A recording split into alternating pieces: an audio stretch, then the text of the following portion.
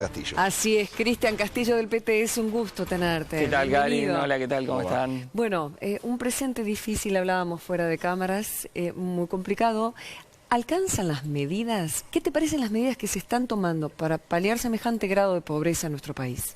No, creo que no alcanzan de ninguna manera, que son migajas, por decirlo de alguna forma, porque ha habido una caída muy importante del poder de compra del salario, con los tarifazos, con la pérdida del poder adquisitivo frente a la inflación, un sector de la población que está todavía peor, que ha perdido el empleo, un crecimiento importante de la pobreza, y verdaderamente estas medidas son muy mínimas frente a lo que se ha perdido, y si lo comparamos con lo que han recibido los sectores más concentrados del capital. O sea, a los que les ha ido a hablar Macri al coloquio de ideas, ellos sí han recibido bonos con creces, las mineras, las grandes patronales agrarias, los fondos buitres que recibieron los pagos. O sea, hay un contraste muy grande en lo que sufre el grueso de la población y lo que sufren los sectores que tienen el control de la economía, ¿no? Los grandes empresarios. Cristian, ¿cuál es tu visión sobre hoy el rol de los gremios? A ver, por un lado la CGT se reunió con el gobierno nacional, ya anunciaron que por el momento no va a haber un paro, porque todo indica que están conformes con el anuncio del bono y la exención de ganancias del medio aguinaldo para algunos trabajadores. Por el otro, las dos CTA que sí anunciaron medidas de fuerza, que serían acompañados por bancarios, declaraciones muy duras de Pablo Moyano sobre la actual situación de la propia CGT. Me gustaría tener tu palabra. Bueno, creo que se ha abierto una crisis en una CGT que se ha unificado, pero donde hay ruido por todos lados, ¿no? Porque evidentemente los trabajadores no están conformes con esta situación. Macri, en lo que hace a ganancias, había prometido que se iba a eliminar lo que hace a la cuarta categoría que afecta a los asalariados, y simplemente esto es: no se pagará en el mes de diciembre, no se contabilizará el aguinaldo, pero se sigue haciendo un descuento muy grande. Y del otro lado, el reclamo de reapertura de paritarias, que está bloqueado.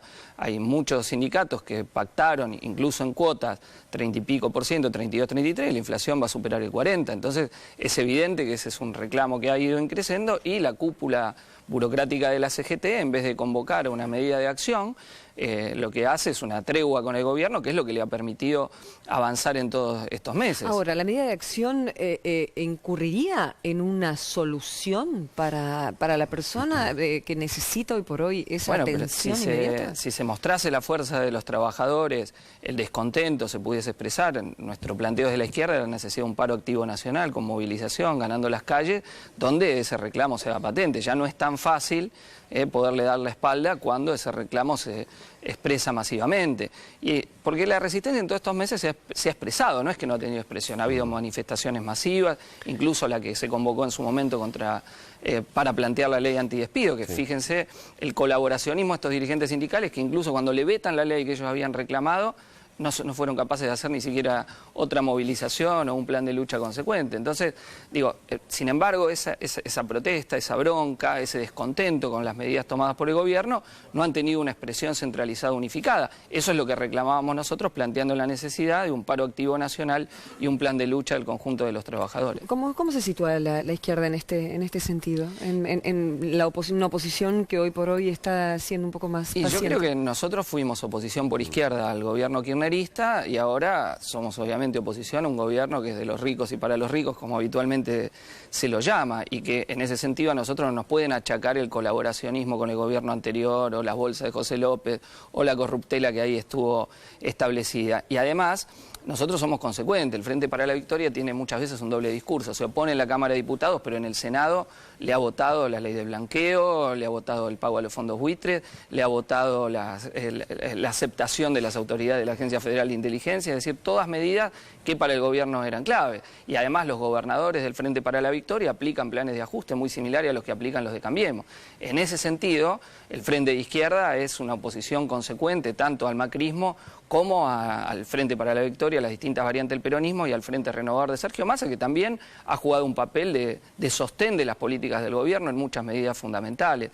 En pos de esto, ahora el Frente de Izquierda va a realizar el 19 de noviembre una acción muy importante, un acto en la cancha de Atlanta, la izquierda sale a la cancha, es la forma en la que estamos propagandizándolo, donde después por primera vez en mucho tiempo nuestros actos se va a hacer en un estadio de fútbol, mostrando ese crecimiento entre los trabajadores, en la juventud, en el movimiento de mujeres que se manifestó masivamente en Rosario el fin de semana pasado, y bueno, y vamos el 19 de noviembre a un gran acto donde van a ser oradores Juan Carlos Giordano, Nicolás del Caño va a cerrar el acto, Miriam Bregman, Claudio Le Carbonara, el Pollo Sobrero, algunos de los referentes sindicales y políticos más importantes del Frente de Izquierda.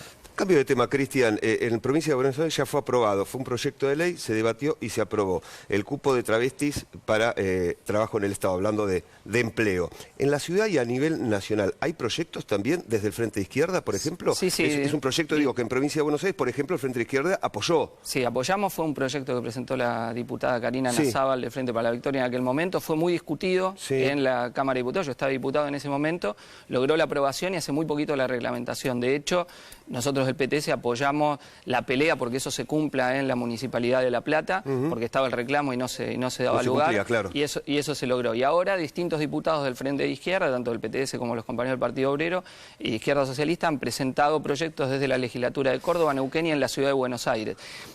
O sea, para que se entienda, una trans vive más o menos en promedio, difícilmente llega a los 40 años.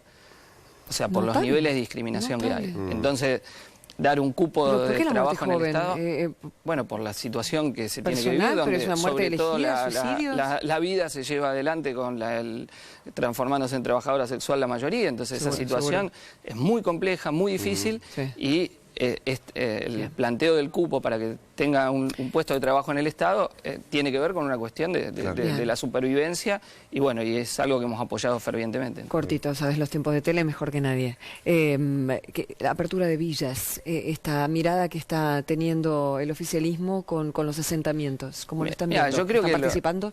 Lo central que tiene que estar planteado es que nada se tiene que hacer sin la participación y la aceptación, digamos, de los vecinos de las villas, ¿no? En todos estos años, verdaderamente la situación de la vivienda es acuciante en todo el país.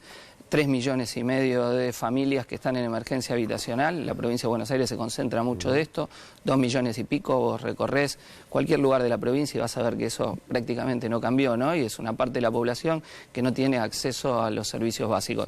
La urbanización es una necesidad, pero absolutamente imperiosa, pero insisto, tomando en cuenta los criterios de los propios vecinos, ¿no? Para que puedan ser titulares de las viviendas que tienen, por las que en general han pagado, porque hay también ahí negocios, mafias inmobiliarias de todo tipo, bueno, y que puedan tener el acceso a una situación de vivienda mínimamente digna, ¿no? Porque hay un contraste muy grande en todo lo que se ha invertido en construcción y cómo se ha avanzado en countries, en barrios privados y en construcciones inmobiliarias que después no va a vivir nadie, y del otro lado esta situación de verdadera emergencia habitacional que golpea a un montón de familias en todo el país. Sí. Muy bien, gracias Cristian por venir. No, muchas gracias. Bueno, 19 de noviembre entonces, la izquierda sale a la cancha. Atlanta, sábado, 15:30 horas, ahí esperamos a los trabajadores, a la juventud, a las compañeras, a que estén ahí presentes. Gracias, Cristian.